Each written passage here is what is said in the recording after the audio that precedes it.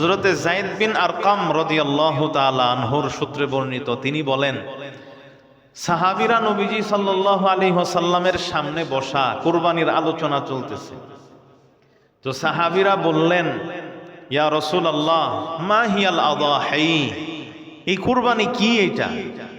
নবীজি সাল্লাল্লাহু আলাইহি ওয়াসাল্লাম বললেন, সুন্নাতু আবিকুম ইব্রাহিম আলাইহিস সালাতু ওয়াস সালাম, এইটা তোমাদের পিতা, জাতির পিতা, তোমাদের ধর্মীয় পিতা ইব্রাহিম আলাইহিস সালাতু ওয়াস সালামের সুন্নত, তিনি কুরবানি করেছেন, এজন্য তোমরাও করো।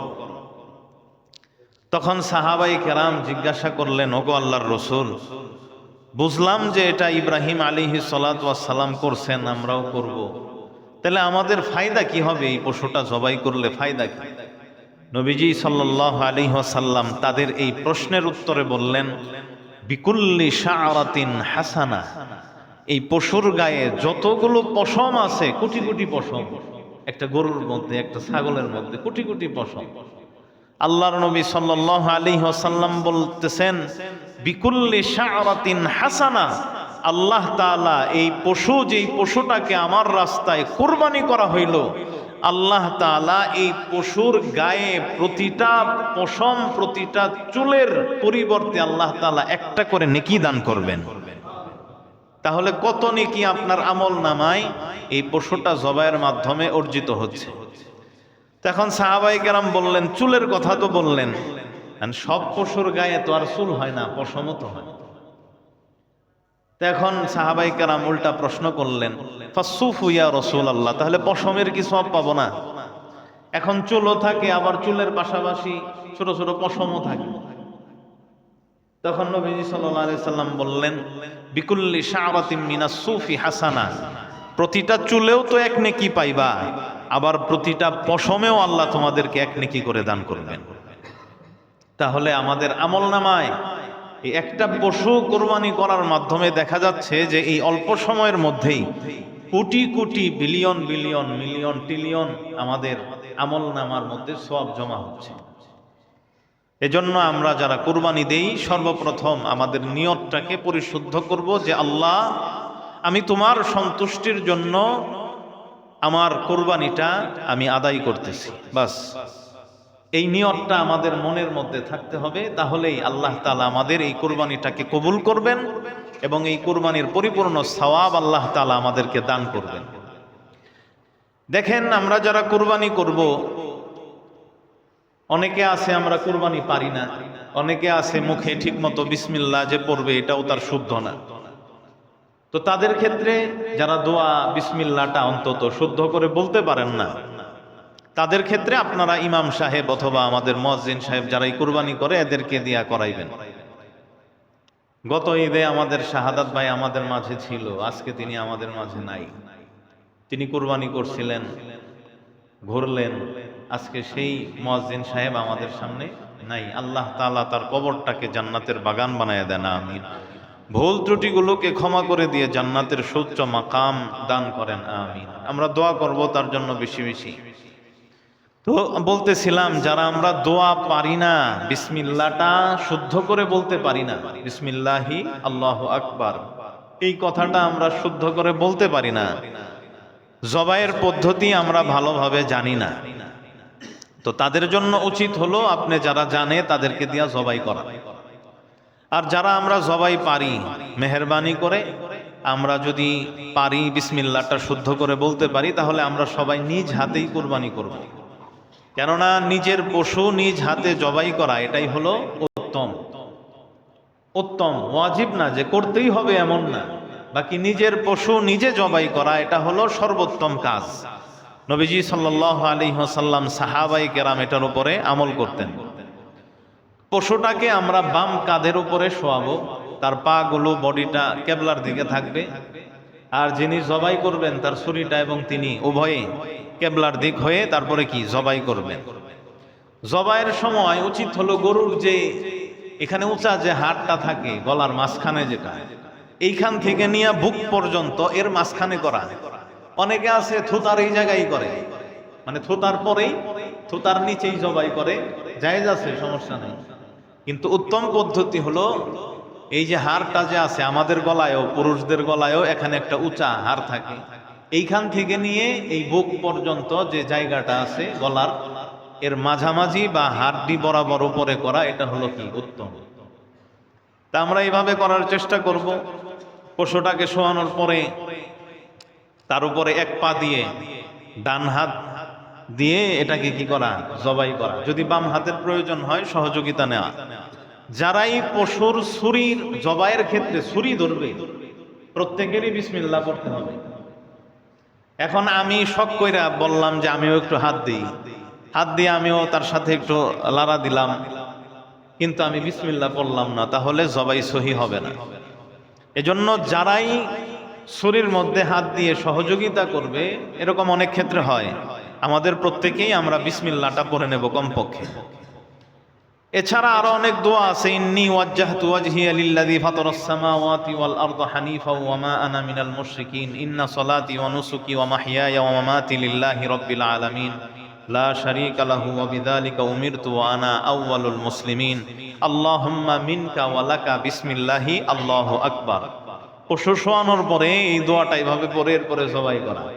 আমরা যারা পারি না এই দোয়াটা, কমপক্ষে আমরা বলবো বিসমিল্লাহি আল্লাহু আকবার বা বিসমিল্লাহি আল্লাহু আকবার। এটা পরে আমরা জবাই করব। যে আল্লাহু আকবার বলতে পারে না, শুধু বিসমিল্লাহ বলে জবাই করলেই হয়ে যাবে। কিন্তু কেউ যদি ভুলে বিসমিল্লাহ পড়া ছেড়ে দেয়, ভুলে মনে নাই, তাহলেও তার পশু জবাই ঠিক আছে, হালাল। কিন্তু ইচ্ছা করে যদি কেউ বিসমিল্লাহ পড়াকে ছেড়ে দেয়, বিসমিল্লাহ না পড়ে, তাহলে এই পশুটা তার জন্য হারাম হবে, এটা খাওয়া জায়েজ নেই। এরপরে আমার যখন কুরবানিটা শেষ হয়ে যাবে, জবাই করা শেষ, আমি আল্লাহর কাছে তখন বলবো আল্লাহুম্মা তাকাব্বাল মিন্নি, হে আল্লাহ আপনি এই পশুটাকে আমার পক্ষ থেকে কবুল করেন। কামা তাকাব্বালতা মিন হাবিবিকা মুহাম্মদ ওয়া খলিলিকা ইব্রাহিম আলাইহিমাস সালাতু ওয়াস সালাম, যেই রকম আপনি আপনার বন্ধু, আপনার হাবিব মুহাম্মদ সাল্লাল্লাহু আলাইহি ওয়াসাল্লাম এবং আপনার খলিল ইব্রাহিম আলাইহিস সালাতু ওয়াস সালামের পক্ষ থেকে কবুল করেছেন, ঠিক তদ্রূপ আল্লাহ আপনি আমার পক্ষ থেকেও এই কুরবানিটাকে কবুল করে নেন। এখন আমরা যদি আরবি না পারি, অন্তত আমরা বাংলায় বলি, আল্লাহ তুমি এই কুরবানিটাকে আমার পক্ষ থেকে কবুল করে নাও, যেরকম তুমি মুহাম্মদ সাল্লাল্লাহু আলাইহি সাল্লাম এবং ইব্রাহিম আলাইহিস সালাতু ওয়াস সালামের পক্ষ থেকে কবুল করে নিয়েছো। বাস। কিন্তু আমরা চেষ্টা করব আরবিটা শেখার জন্য। এই বছর না পারি, অন্তত আগামী বছরের জন্য শেখার চেষ্টা করব। কারণ এগুলা ইবাদত বন্দেগীগুলা করলেও মনে একটা আলাদা শান্তি, প্রশান্তি অনুভব হয়, প্রফুল্লতা অনুভব হয়। এরপরে দেখেন, আমরা যারা শরীকানায় কুরবানি দেই, আমাদের একাধিক শরীক, আমরা একটা পশুর মধ্যে অংশগ্রহণ করে কুরবানি দিচ্ছি, তো গোশতের বন্টনের ক্ষেত্রেও আমরা একদম সমতা অবলম্বন করে এবং ওজন করে আমরা গোশতটাকে বন্টন করব। ওজন ছাড়া যদি গোশত বন্টন করেন তাহলে ঠিক হবে না। এটা ওজন করে গোশত বন্টন করতে হবে। তবে হ্যাঁ, গোশতের সাথে যদি আপনি ফেফড়া মিলান, অথবা কলিজা মিশ্রিত করেন, অথবা ভুঁড়ি মিশ্রিত করে, তারপরে আরো ইত্যাদি যেগুলো আছে ভিতরে থাকে, এগুলা মিশ্রিত করে যদি আপনি গোশতটাকে অনুমান করে ভাগ করেন তাহলে জায়েজ আছে। কিন্তু শুধু গোশত এবং হাড্ডিগুলোকে যদি আপনি অনুমান করে বন্টন করেন শরীকদের মাঝে, তাহলে এটা জায়েজ নাই, সুদ হবে এটা। তবে ফেফড়া, কলিজা এগুলাকে ভুঁড়ি মিশ্রিত করে যদি আপনি অনুমান করে ভাগ করেন, এটা ঠিক আছে, সমস্যা নেই। আর আমরা যদি একই পরিবারের হই, যে একই পরিবারের 5 সদস্য, 7 সদস্য, 8 সদস্য, 3 জনে মিলা দিছি একই পরিবারের, এবং আমাদের রান্নাটা একই হাঁড়িতে হয়, একই পাতিলে আমাদের রান্না হয়, একই হাঁড়িতে আমাদের রান্না হয়, সেক্ষেত্রে আমরা যদি চাই তাহলে এই গোশতকে বন্টন না করে পুরাটা আমরা একসাথে নিয়ে নিলাম, সমস্যা নাই। এটা ওই সমস্ত ব্যক্তিদের জন্য, ওই শরীকদের জন্য যারা একসাথেই খায়, যাদের এক হাঁড়িতেই রান্না হয়, যৌথ পরিবার যেটাকে বলা হয়, এরকম যদি হয় তাহলে আমরা এই গোশত বন্টন না করলেও চলবে। এরপরে দেখেন, গোশত জবাই যে আমরা করি, যারা বিশেষ করে কসাই যারা আছে, এদেরকে দিয়া যখন জবাই করি, জবাইয়ের পরেই গোতাগুতি শুরু করে দেয়, যেটা মাকরুহে তাহরিমি। জবাই করবে, এখানে 4টা রগ কাটা হলো শর্ত, এর মধ্যে 3টা কাটলেই জবাই সহি হয়ে যায়। খাদ্যনালী, শ্বাসনালী এবং 2 পাশের যে রক্তনালী আছে, এই 4টা রগ যদি আমাদের কাটে তাহলেই জবাই সহি হয়ে যাবে, 4 রগ থেকে যদি 3টা কাটে তাহলেও জবাই সহি হয়ে যাবে। এখন জবাই হওয়ার পরে এটাকে একটু শান্ত হতে দিতে হবে। শান্ত হওয়ার পরে তারপরে চামড়া ছিলেন। পশুর সামনে কখনো ছুরি ধার দিবেন না, এটা নিষেধ, হাদিসে নিষেধ করা হয়েছে। পশুর সামনে ছুরি জবাই দিলে পশু বুঝে যে আমারে জবাই করবে, এখন আগেই ছুরি ধার দিতেছেন, সে কষ্ট পায়। তারপরে পশুকে জবাইয়ের জায়গায় নেওয়ার সময় আমার এমনভাবে টানা হেঁচড়া করি যে অনেকে আছে পশুকে অনেক কষ্ট দেয়, মারধর করে, এটা হাদিস শরীফে নিষেধ করা হয়েছে। তারপরে শোয়ানোর সময় অনেক কষ্ট দিয়ে অনেকে শোয়াই, এটাও নিষেধ। জবাইয়ের সময় দেখা গেছে যে বোতা ছুরি দিয়ে আমরা, ধারালো না এমন ছুরি দিয়ে আমরা কি করি, জবাই করি, কষ্ট হয়। এজন্য আল্লাহর নবী সাল্লাল্লাহু আলাইহি ওয়াসাল্লাম বলেন, মান রাহিমা যাবিহাতান রাহিমাহুল্লাহু ইয়াউমাল কিয়ামা, যে তার পশুর ক্ষেত্রে নরমি অবলম্বন করবে, রহম করবে, আল্লাহ তার প্রতি কিয়ামতের ময়দানে রহম করবেন। তাহলে একটা প্রাণীর ক্ষেত্রে রহম করার কথা কতটা গুরুত্বপূর্ণ সহকারে আল্লাহর নবী হাদিসের মধ্যে বলেছেন যে আপনি যদি আপনার প্রাণীটার প্রতি রহম করেন, ছুরিটা আপনি অন্য জায়গা থেকে ধার দিয়ে আনেন, ধারালো ছুরি দিয়ে আপনি তাকে জবাই করেন যেন তাড়াতাড়ি হয়ে যায়, তাকে শোয়ানোর সময়, টানা হেঁচড়া করানোর সময় আস্তে ধীরে করেন যেন তার কষ্ট না হয়, যত দূর আপনার সম্ভব হয়।